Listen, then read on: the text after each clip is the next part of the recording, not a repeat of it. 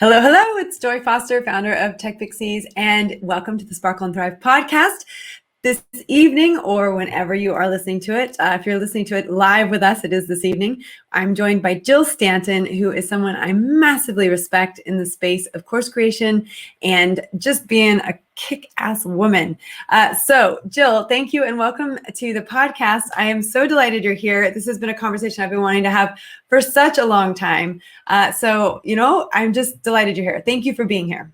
Thank you so much for having me. I'm so excited to jam with you and to really dig into all things mindset and courses and making money. So let's hit it. Well, let's start there. I mean, it's so many times when women talk about money, they kind of freak out, and I'll tell you a funny story. When I was raising money for Tech Pixies, I did to pitch to two different people, one group in London and one group in Oxford. And we had a couple men in the room, and one of the men, who is a friend of mine, but he filmed my pitch. And afterwards he said, "Look, I just want to show you this one part of your pitch." And I said, "What was that?" And he said, "The part when you started talking about money." And he said, "Your body physically shrunk." And he showed me the video, and I went from kind of being confident and proud, and then suddenly I was talking about money, and I just went like this, and I became small because I was so uncomfortable about money. And my money journey has been shared very widely within the Tech Pixie community, not necessarily outside of it as much. But I found a bunch of amazing books that helped me. One of them was The Illusion of Money by Kyle Cease. But when I started working with you, you had read a whole bunch of books along that line. I think you're one of the premier experts in money mindset in the world, and particularly for women. So why is it that women have such a hard time talking about money? And can you share a bit of your journey? Conditioning, right? Like, we are taught that's not what nice girls do. That's not what good girls do. We're supposed to be polite. We're supposed to, serve our family and our community and our husbands and everyone else but us first. And I just call a whole bunch of BS on that. Because I remember, my parents were teachers. And I remember one of my first most pivotal moments or memories about money was when I was 6. We were in my basement, and my parents were teachers. And at that time, this is like the 80s. Teachers didn't get paid over summer break. And so this was like the end of August, and we were down in the, like, near the deep freezer, and she pulled out, like, she used to pre-make all this food and like freeze it so that we'd have food over the summer because they wouldn't get paid. And she pulled out this like casserole dish or something, and she's like, "This is our last meal." Now, she didn't mean logic, like actually our last meal for forever. But I was 6 and there was no context there. And so I assigned a meaning of, oh my God, that's our last meal. Money's hard to come by. There's never enough of it. There's not more where that came from. And it just started this like underlying belief system that money's hard to make. Or if you spend it, it won't always come back to you. Or there's never enough of it. Or, just rich people are greedy, or us versus them. They have it so easy. Or in order to make a lot of money, you have to work really hard, or you have to be greedy or selfish. All of these disempowering meanings that are attached to money, which is crazy because as I explore it more, and if you believe in universal energy, I personally do, but if you believe in God, a higher power, whatever, spirit source, whatever it is for you, you know that like when we are really in our flow, when we are really living our purpose, when we are creating work that means something to us and makes a dent in the world, just magic flows into our life, right? And the way I've come to view this, actually it was from a book, a 3-part book called Conversations with God. I don't know if you've ever listened to that, but it's so good. And in that book, God is saying, when you are experiencing abundance and when you are living in your purpose, that is God expressing itself through you, because we are living in a place of flow and ease and abundance and magic, and life wants to express itself. Life wants to experience abundance. Life wants to experience magic. Life wants to make a lot of money, make a huge dent in the world, do whatever we want to do. And so really unlearning what I had previously learned, that again, hard work equals success. That was a big one I personally had to unwire, because my dad always said that to me. Like, if you want to be successful, you have to work really hard. And I remember the first, sorry if I'm jumping all around, but now that I'm on a roll, I remember our first big, like 100K profit launch in 2016.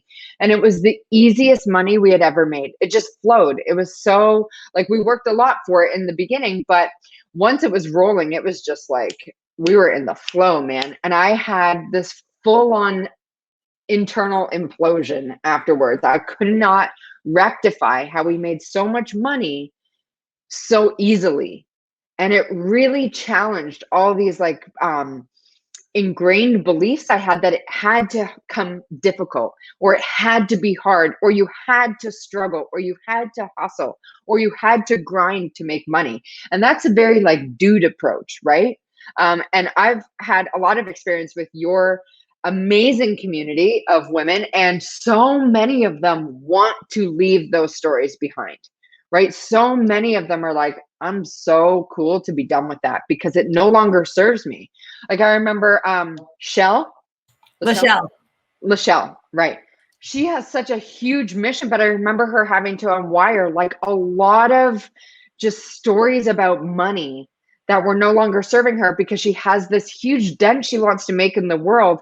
And as she started getting out of her own way, just things started happening for her, right?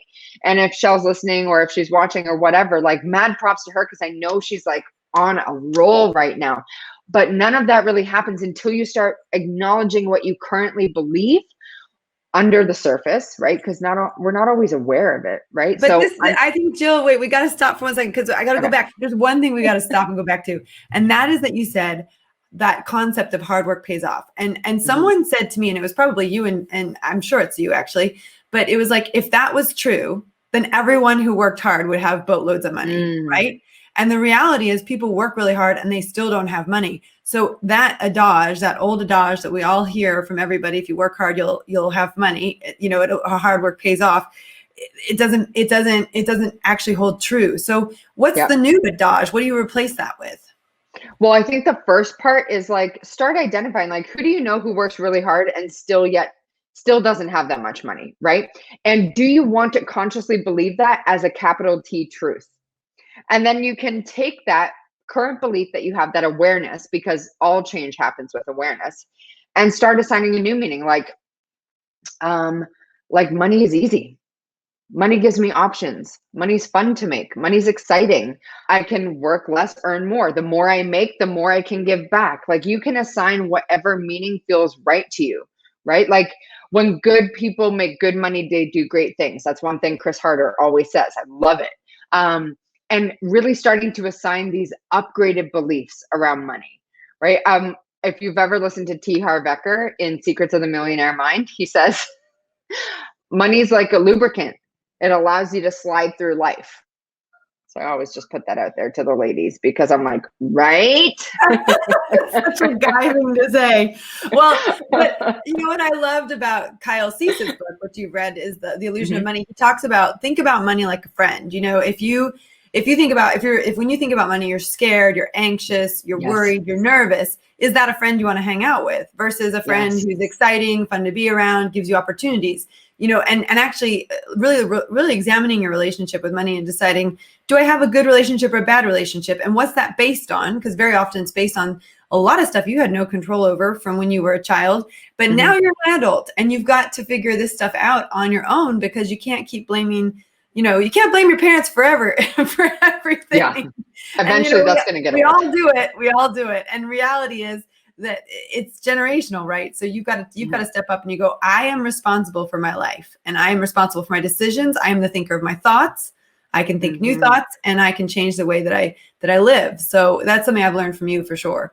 And I would say that is one of the most key traits of a successful entrepreneur, is they take responsibility across the board for their life. And not just like, I am responsible for everything. Responsibility, your ability to choose your own response to any given situation or circumstance you find yourself in. Because a lot of people, at least the ones who struggle, will abdicate that responsibility, right? They'll complain, or they'll blame others, or they'll justify why they don't have what they want. And one thing I wanted to go back to when you were saying, how would you treat your best friend, or would you want to hang out with them? I also look at, like, when you try to white knuckle money, or when you're like, I need to make money right now, or I need this to work, or I have to make money. The neediness of that, you're operating like a clingy first date. And no one wants to go on a second date with a clingy first date because you're just operating from this place of desperation, and money runs the F away from that kind of energy, because the underlying focus behind that energy is the absence of money, right? Not a firm belief that you will make more of it, but the worrying that it's not coming, or it's not here yet, or it's not working, or I don't have enough money, or, like there's not more where that came from. And when you focus on that, you repel money. Even if you think you're focusing on making money, but really you're just like, well, I need to make money because I don't have any. Your focus is on the not having of the money. And so the universe or God hears that, and he's like, okay, cool. Or it hears that. I don't know why I said a he, but they hear that. And they're like, cool, this chick is focusing on not having money. So I'm going to go ahead and do her a solid and bring her more circumstances and situations for her to not have money, because what we put out there, we attract, right? And so it's just constantly vibing off the energy we're putting out there and then bringing more of it into our life. So well, let's shift here for a second, because I want to talk about something that is dear to my heart, which is your Course Creators Bootcamp. Yes. So I love your Course Creators Bootcamp. I recommend it to my students all the time. And you and I have both had very successful businesses in the course creation space. Mm-hmm. And I think for women, this is a massive market that they can jump into, being able to 100%. Create courses. And of course, like the pandemic, as awful as it is, has also opened up this incredible world of opportunity for women to go online and take their businesses online and reach much more than their local community. And course creation is just one of the fantastic ways that women can do that. But so many women are teachers. Teachers of yoga, teachers of crochet, teachers of ukulele, right? Teachers yes, of Amanda. Yeah, there's so many things that you can teach. You can teach opera singing, you can teach the flute, you can teach, there's like a million things you could teach. And, obviously I teach social media and neuro coaching, and, you've been teaching all sorts of different things, but let's talk about Course Creators Bootcamp and why, well, I know why it's fabulous, but tell us why it's fabulous, and tell us what people are going to get out of it if they decide to do it. Yeah, I think the biggest part is you're so right. The whole world went online last year, right? This whole space that we've been operating in, which feels big to us, but in the grand scheme is actually quite small, just went mainstream last year, which means the entire world, or most of the world, is now becoming more hip to learning online, e-learning, courses, Zoom, all these things, all these ways of getting knowledge and expertise and skills. And it's normalizing this way of learning and getting results for people. And so why I love helping course creators is because so many people think that in order to make money online, you have to have an Amazon business or do one-on-one services or sell something physical. But you can take the knowledge and experience you already have and package it into a course, a coaching program, a workshop series, an accelerator. There are so many ways for you to take the knowledge, experience, skills, know-how, passion you already have and use it to make a dent in someone's life. Use it to help them get a result around a certain transformation they're looking to achieve, or around a certain skill set they're looking to build, or a certain goal they're looking to hit. And the reason I love these courses, whether they're signature programs, intro offers, workshop series, accelerators, coaching programs, whatever it is it allows you to have a direct impact on someone's life in a topic specific way. And so what we do in the bootcamp is, Josh, especially, my husband and I are a duo, right? So we tag team this boot camp. So I do morning mindset every single day in there. Now, I promise if you do join, it'll be much more structured than me going down a freaking rabbit hole, talking to my friend Joy. But every single day we start busting down these limiting beliefs and these roadblocks and these invisible obstacles that so many up and coming entrepreneurs face. So we do talk about identifying our current beliefs and what we want to believe about money. We go into imposter syndrome. We go into the fear of selling, fear of judgment, fear of promoting yourself, how to think about money to make more of it. Things like responsibility, things like playing to win. That's a big one. And I learned that from you. You said, are you playing, what did you say? Are you playing to win, or are you playing to not lose? Yeah, that's like my life mantra. I remember that. Josh said that to me back in 2019. We were in a promotion and I was all up in my head. And tell me if you guys have ever done this to yourself when you're about to put something out there, or if you are, you know, in your head about something, or, you know, you want to do a launch and you're like, will it work? Is this going to flop? What will people think of me? You know, should I really do this? Should I put this out there? Should I run these ads? Should I do this? And you just sit there and should on yourself. And I remember Josh saying to me as I was going down this spiral, well, are you playing to win? Are you playing to not lose? And I was just like, holy hell, that hit me like a ton of bricks. And the minute he said that to me, I was like, I was going this way.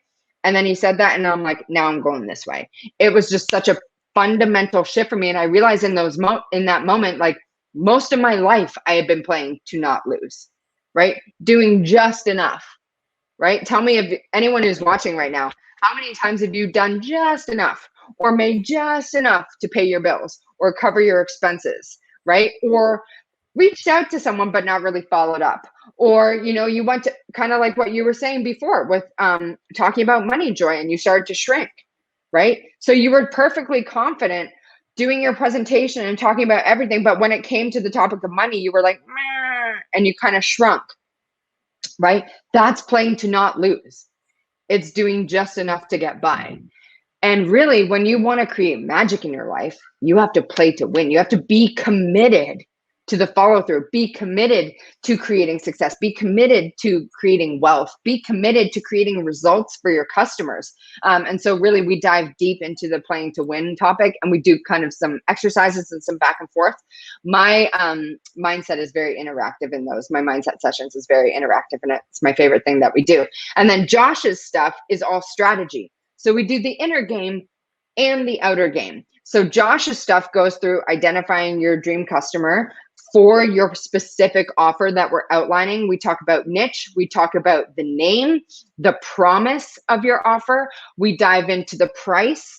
We dive into outlining the actual modules and everything that you will be teaching. We go through creating a bonus stack so that people are like, shut up and take my money. And then we go through refund policy, guarantee, and we wrap it up with like a badass way to sell it every single time. And the amount of people who have gone through this boot camp and had these insane results just off the top of my head. So the Parkins had a $25,000 launch teaching the ukulele. Magnus is a mandolin instructor. He had a $27,000 or $28,000 launch. Glynis is an acting coach. She did a $38,000 launch. Serena is a coach for bookkeepers. She just did a $19,000 launch. Who else? Tanya is a coach for photographers. She just did a $26,000 launch, but she's done it 3 times now. So she's just at the, like, I think she's at like 93,000. Tara is a coach for creatives. She's done this 4 times now, and like the process we teach for selling it. And she's at like 101,000 for the year. Like there's so many people just killing it. Ido, oh my gosh, he teaches people how to fundraise for startups. He did his first ever pop-up group and boot camp, like what we teach for how to sell your boot camp, or excuse me, how to sell your course. And he did a $250,000 launch on his first ever promotion. Like the results that these people are getting going through the boot camp. If you've ever struggled with outlining an offer and putting it out there and having people actually perk up, pay attention, and then join, please come join this bootcamp, because it really is this immersive experience where we work together to help you outline this course, get this offer dialed in, and give you a persuasive and just experiential way of selling it. So we talk a lot about pop-up groups in there and really going through creating these live experiences for people that they just can't get enough of. We got to talk about the pop-up group here for a second, because that's actually how I ended up in your world, because I had been trying to run pop-up groups for my social media supercharge programs, but I never could make the pop-up group work. And quite frankly, the few times I tried, I was like, this is not working for me, so I'm just not going to do it anymore. And then I found you guys, and I came on your Course Creators book. Well, it was the pre-version of it, but the where I learned about pop-up groups. Anyway, I took immediately, because I was in the middle of it. I decided at the last minute, I thought, you know what, if Jill and Josh, if I do what Jill and Josh tell me to do, it'll probably work. So I'll just try it. And I just thought, well, you know, worst case scenario, I try and it doesn't work because it hasn't worked before. Best case scenario, I try it and it does work. And it was amazing. And we had, I mean, it's a very special group. We call it like the infamous cohort 21. It was the last time we kind of did cohorts, but we had over 120 women come in after that program. So it was unbelievable. And what was really cool was I was in the middle of it, and we were going through this boot camp, and I was reporting in every day. And it was like I had like my own personal cheerleading squad. Yes. Because everyone in the group was so supportive. I'm so glad you talked about that, because that's the magic of these boot camps, is everyone's in working on the same thing. And we do, especially in the VIP experience, we have micro masterminds and breakout groups and all this stuff. And we really try to foster this badass connection and community, because it really is only a 10-day experience. We say it's a 5-day Course Creators Bootcamp, but we have like pre-party, and then we have after party, and there's so many other elements to it. We also have daily action threads, implementation threads, where our coaches are giving feedback to every single person who posts their homework that day. Because we don't want you to just come into the bootcamp and be like, cool, this was a great experience, thanks for the info. No.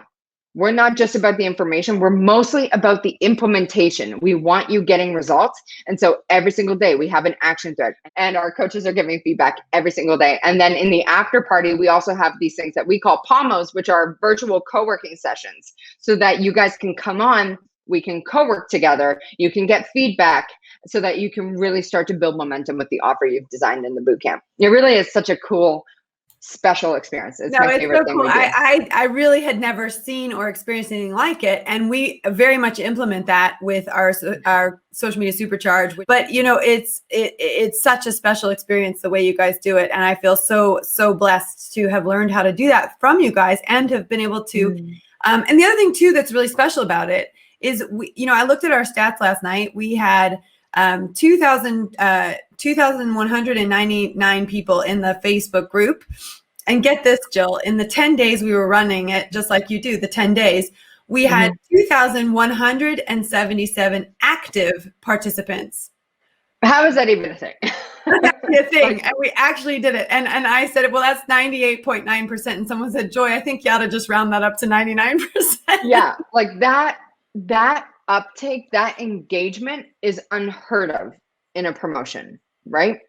That's why I'm so obsessive about pop-up groups, because they are especially right now, they are the closest thing to a live event we can all get, right? So since we can't hang offline, we might as well have these virtual experiences online that feel like the next best thing. People meet business partners in there, they meet their friends in there. Like, it really is this dynamic, cool experience. And every single time you invite tech pixies in there, like, they're just, the way they show up and cheer each other on, and like the way you show up for them in that group too, like, they have their own hashtag and they talk on the lives together, and like everyone is in there. And not only just like in a clicky way, they're also supporting all the other members in there as well. Like, it's not just like, oh, you're either in the tech pixies or you're out. They're just this warm, engaging, supportive crew of women who come in and love on the other members. And so I always love any chance that we get to engage with the tech pixies and have them into our world. That's the definition of a tech pixie. Well, it's so true. Our value set is in the word sparkle. So supportive, positive, authentic relationships with women who are keen to learn and want to be empowered. So that's I love that. That's our value set. I love that. All I right, love now I that. want to talk about something else. So let me just say, if you want to join Jill and Josh and myself, because I always go through it because it's amazing Yep. to go through on their Course Creators Bootcamp, you can sign up on the wait list at techpixies.com/CCB. And I definitely think you should be doing that. Also, what I want to talk about is, now you and Josh have been doing stuff together for a very long time. You're a duo, as you said. But you also have had this kind of desire to test the waters with, your own thing. I'm So striking out. let's talk about your own thing. What are you up to, and why is it so important? Yeah. So I struck out on my own this year in January. It's called the Millionaire Girls Club. And it is essentially a community for, well, no, it's not a community. It's currently a podcast and an Instagram and then like one-on-one coaching. I don't have a community yet, but we're starting with the IG. I'm still getting my stuff together, but I didn't want to sit there and wait for it to be perfect because this message matters so much to me. I don't know if you've ever struggled with this, Joy, but I have certainly struggled to find empowering, supportive female friendships. For years, from grade 5 to grade 13. This really dates me because I was the last class to ever have grade 13 in Canada. So for what, like 9 formative years of my life, I was mercilessly bullied. Like I had 40 chicks surround me in my car and like shake my car. I was locked in bathrooms. I had stuff spray painted on the walls about me at school. People would like egg my house. Like it was ridiculous. And so I've always had these very strained female friendships. Like I've just never had friendships in my life where I felt supported, where they felt like they have my back. There's no jealousy. They're empowered, that kind of stuff. And I was like, I know these women exist. I want to create experiences for them to connect because I know I'm not the only chick who has struggled with friends, either just just subtly undermining what they're trying to do in the world, or being jealous, or talking behind their back, or saying little snide comments, or being passive aggressive. Like if you guys have ever dealt with that, you know what I'm talking about, right? It can really chip away at your experience, at your spirit. And I've been fortunate enough to intentionally build friendships with badass women who lift each other up. And so I wanted to create this brand for women who are looking to make millions and create badass friendships.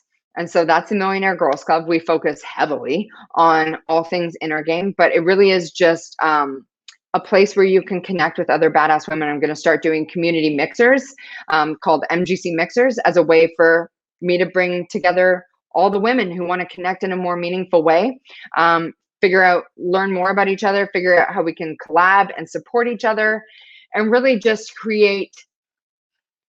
start to normalize women supporting, lifting up, and empowering other women, cheering them on, collabing.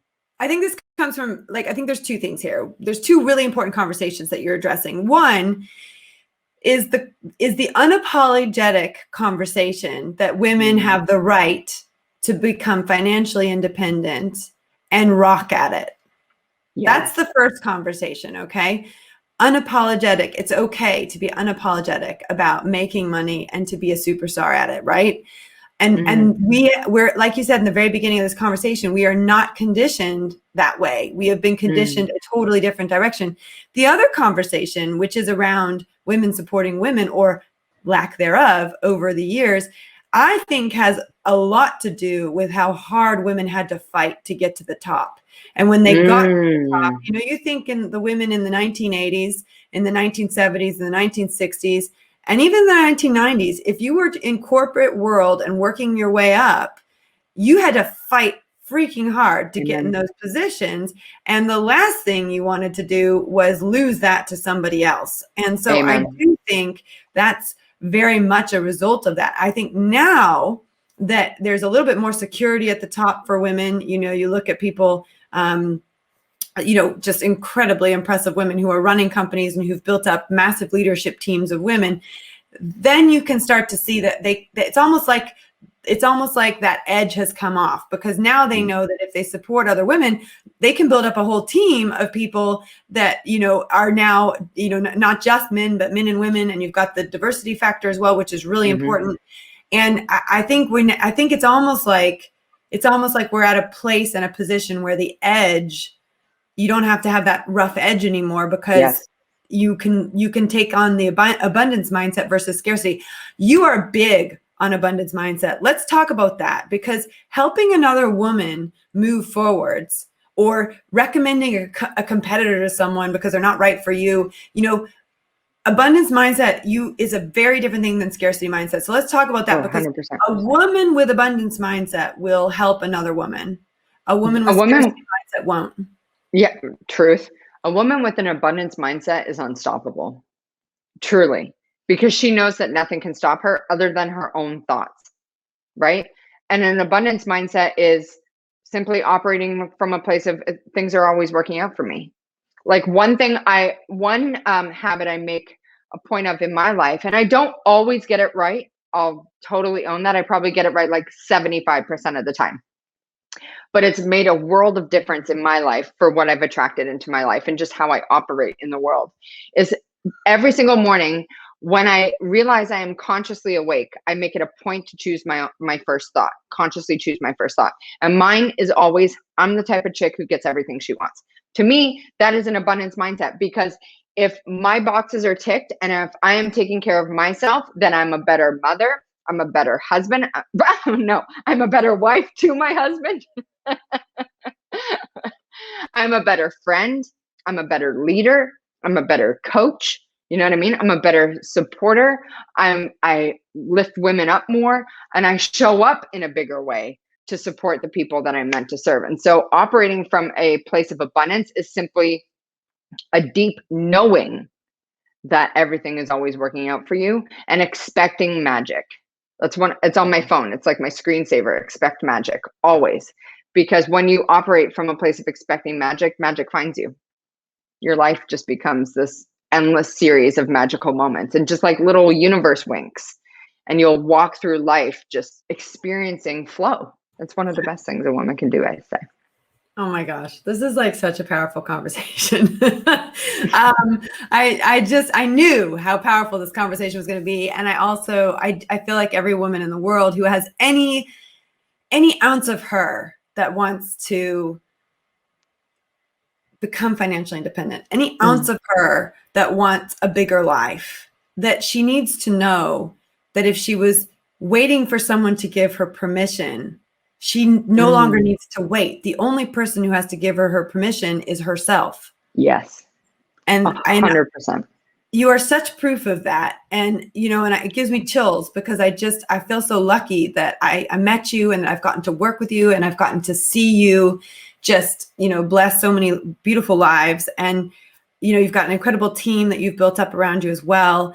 And, Josh is pretty cool too. We like him. Forget him. Let's just keep going about me. No, I'm kidding. I'm kidding. And I just want to say you are a great example of that too, Joy.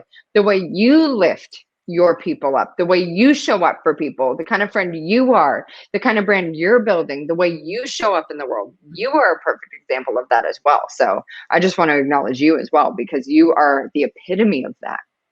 Well, and I learned it from you. So, and I always say you got to do the work, right? Someone can teach you it, but you've actually got to take what you've learned and apply it. And, I had a great teacher. And I think, there's a couple mentors in my life who've been just outstanding women, and you're one of them. And I think it just is so important to find them, and really important to find people who believe, like you and I do, that the more the merrier. The more women we can bring into the Millionaire Girls Club, you don't even know my opinion about the word girls. I'm not going to give that to you, but the more women we can bring into the millionaire range and be unapologetic about it, the better. Yes. 100%. And I really vibe with the whole, like, giving yourself permission, like not waiting anymore. I think that is just something we were so conditioned to. It was ingrained in us, but those days are long gone. Right? Like you were saying, just truly being unapologetic about it. And I think and then I'll shut up, I promise. I know I keep going on about this, but the real underlying thing of that waiting for permission or not wanting to rock the boat too much is simply a fear of judgment. What will people think of me if, right? But what would it look like for you to just do it, to allow people to truly see you to allow them to see you going for it, to allow them see you chase something that matters to you, right? I think that when you can step into that, magic unfolds, because you are no longer held hostage or gripped by the fear of what someone else might think or say about you. Because here's the truth. Anyone who is hating on you, anyone who is trying to chip away at your confidence, anyone who is subtly undermining you is never doing it because it's never about you, right? It's always about them. It's always a reflection of what they've got going on. And the fact that you are shining so bright is simply triggering the fact that they will not take that risk themselves. They will not give themselves that permission or their own permission to shine as bright, to go after what they want, to do something that matters to them. And so I just encourage anyone who might have felt, oh, I don't want to rock the boat, or I don't want to look like I'm conceited or full of myself or selfish or self-centered or, whatever. I don't want to mess up on Facebook Live or Zoom or whatever it is. The most powerful thing you could do for yourself is operate or lean into the discomfort and operate from outside of your comfort zone, because that is truly where the growth happens. And that is where you become the best version of yourself. Oh, absolutely. At 100%. And I'm just quickly looking up this quote. I just can't get enough of this quote. This is, and I'm sure that you know this as well. Our life coach, Teresa Klossner, who is just amazing. She is in our program at Social Media Magic, and she does all of the weekly life coaching calls on Wednesday. She shared this. It's Marianne Williamson. I don't know if you know this quote, but this is exactly what you just said. Our deepest fear is not that we are inadequate. Our deepest fear is that we are powerful beyond measure. It is our light, not our darkness, that most frightens us. We ask ourselves, who am I to be brilliant, gorgeous, talented, and fabulous?